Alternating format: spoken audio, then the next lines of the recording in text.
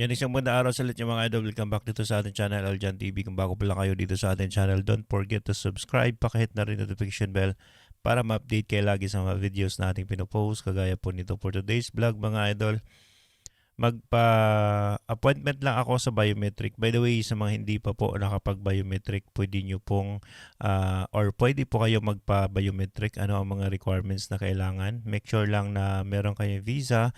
Siyempre, lalo na yung civil IDs hindi expired para kayo ay makapag-appoint ng biometric. Ang biometric ay matagal ng nilabas ito sa Kuwait na kailangan po obligado ang lahat na magkaroon ng biometric. Meron naman nakakauwi na wala pang biometric pero mas maganda po kung kayo ay andito sa Kuwait or OFW at magtatagal pa dito sa bansang Kuwait.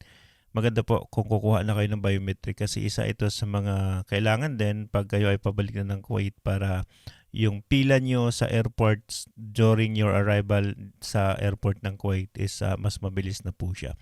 Pwede naman po na wala kayong biometric pa, yun nga lang sa ibang lane kayo pipila kung saan doon din kayo magpapa-biometric.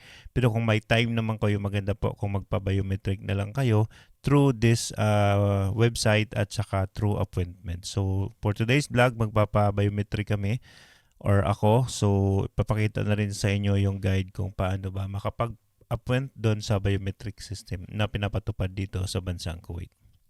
Okay, so para makapagpa-appoint din sa biometric, kailangan nyo lang pong pumunta sa may meta.e.gov.kw. So pagka unang pasok nyo dyan sa website, nasa website ako pero kung kayo ay nasa inyong mobile, the same po yung location na puntahan nyo. Siyempre, Arabic po yan kasi nasa Kuwait naman tayo. So ilagay nyo po yung English, piliin nyo po. Meron ba ng option dyan na English? O English nyo na lang po yan. Tapos syempre, pagdating sa home, meron po diyang registered. So kung hindi pa kayo nakapag-parehistro dito, kailangan nyo na pong magpaparehistro. So i-click nyo lang itong registered na makita nyo or registered nyo user dito sa baba. Tapos civil ID lang at saka create kayo ng inyong password. Okay, pag once na done na yan, mag-login na lang kayo mga kabayan. So login na tayo kasi tapos na tayo dito. Kagaya na sinabi ko po, ang kailangan lang natin is ating civil ID tapos yung password. So lagay natin yung ating password dito.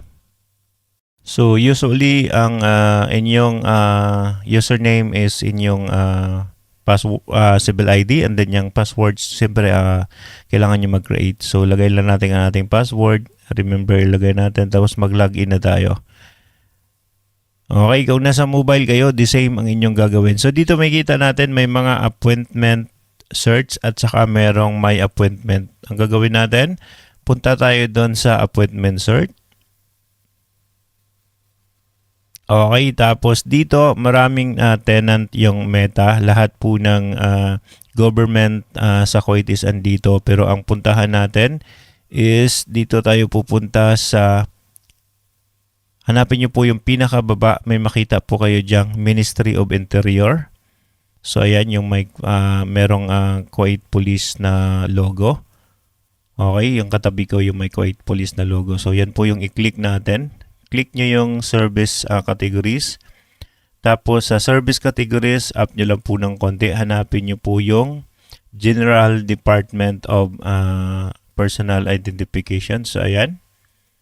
Services din po siya. So, yan yung puntahan nyo. Ayan, no? General Department of Personal Identification. I-click nyo po yung services. Tapos makita nyo po yung pinakababa is yung basic enrollment, biometric enrollment. So, makita nyo po yan dyan. Biometric enrollment. Ang gagawin nyo, i-click nyo lang po itong apply. Pag nakita nyo apply, marami po siyang biometric enrollment location. Meron din po sa Jara, sa Basalim, Hawali, Al-Farwaniya, Al-Jara. Pero meron na rin sa mga mall. So if ever mapasyal kayo sa mga mall like 360, Sakot Mall, Asima Mall, Ministry of Complex at saka sa Avenues, kung papasyal kayo doon, mas maganda doon na rin kayo magpa-biometric. So, siyempre, subukan kung kami itry namin sa Asima Mall, kasama na rin yung pamamasyal. So, dito tayo sa may Asima Mall. I-click natin itong apply. Pag kayo ay nasa mobile, design lang din po yung gagawin. So, apply nyo lang.